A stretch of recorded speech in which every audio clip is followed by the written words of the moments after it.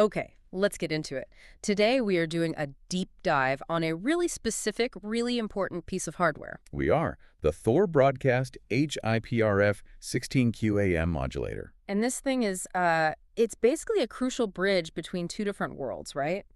Modern IP video and the old school coaxial cable systems you find everywhere. Exactly. Think about a huge facility, a stadium, a university, a hospital. They're getting video feeds over Ethernet IPTV.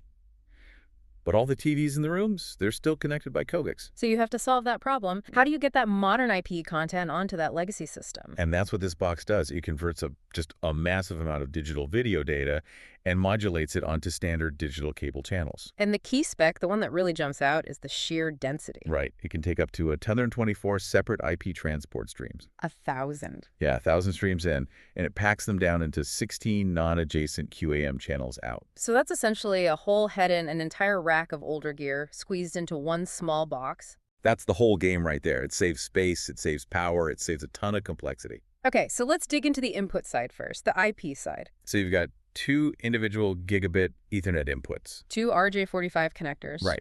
And each one can handle up to 840 megabits per second. We're talking about a colossal amount of data coming in. And it's in a standard format, I assume. It has to be. Oh, yeah. Standard Headend format, UDP, RTP, unicast, multicast. It supports IGMP V2 and V3.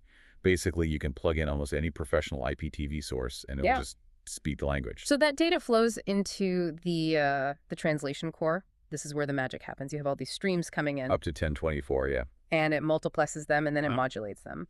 But I have to ask, what's the trade-off? When you stuff that much information onto just 16 outputs, is there a catch? Well, that's where the engineering comes in. The device is built for this. It's all about efficient data packaging before it even hits the modulator. The result is you get a full custom headend right there in the chassis. And it all goes out through a single physical port. One single RF F-type connector. That's it.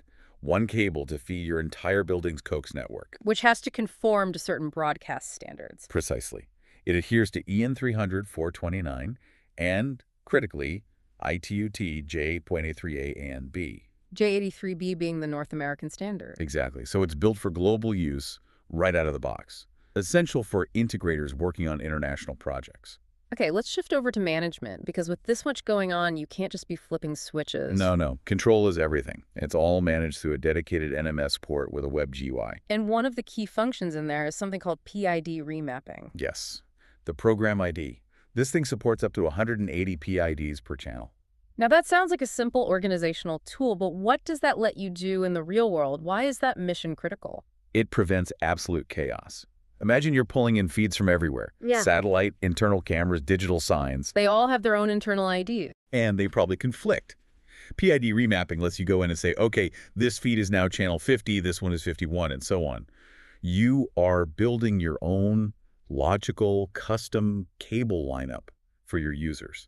It's the central nervous system of your private network. And speaking of control, there's another huge feature here. Scrambling. Security. Absolutely. It supports up to 4 simul-script conditional access systems. That's for making sure only authorized people can actually watch the content. So in a hotel, for example, you can manage who gets the premium channels. Or in a secure corporate environment, you're distributing sensitive video, but it's encrypted over that RF infrastructure. Yeah. Only the right TVs or set-top boxes can decode it. And before we wrap, the physical specs. We said it's a 1RU chassis, so it's compact.